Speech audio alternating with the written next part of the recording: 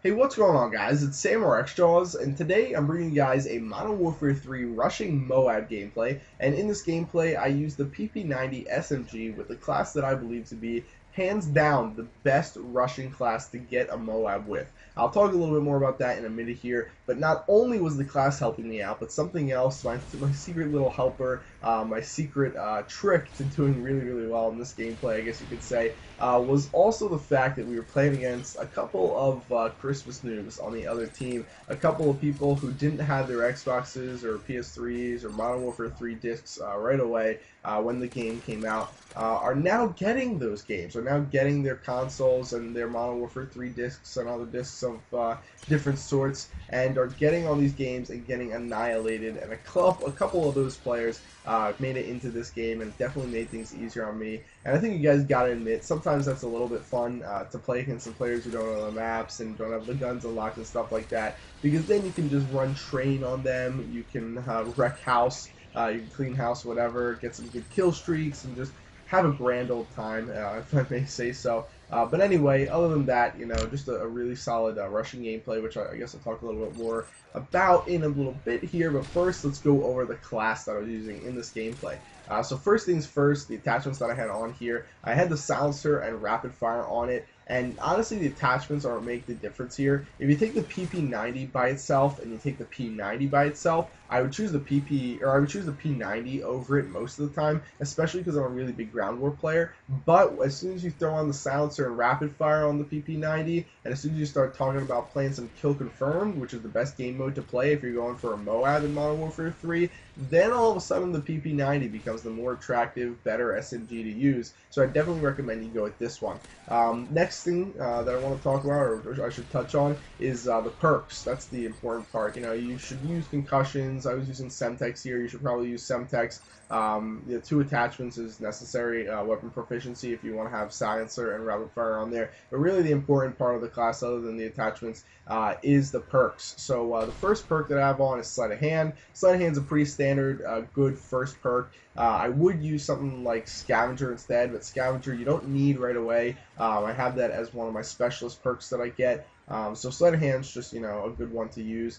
Next, I have Hardline on. Hardline is great because it allows you to get all your perks earlier, your specialist perks, or 1 kill early, and sometimes even more than 1 kill earlier if you get a couple assists, because Hardline Pro, 2 assists equals 1 kill. So that's pretty awesome. And then last but not least, I have Steady Aim, and the reason why I have Steady Aim on is because typically I would use Quick Draw as my second perk, but because I have Hardline on an SMG, I'm going to be hip firing. That's going to help out in my close quarters gunfights instead of having Quick Draw helping me out in those close quarters gunfights.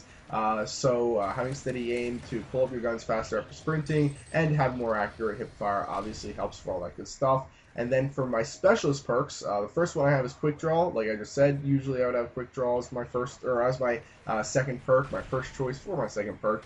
So I wanted to have that in there as my very first specialist perk to have. Next, I have Scavenger. Like I said, it's good to have that in there because you're going to start running low on ammo. You only have like 90 bullets that you start with the PP90. So you got, 90 bullets to work with to get 3 kills. That's, not too hard to do. But after that, in order to get up to 24 kills, obviously you're going to need the help of Scavenger.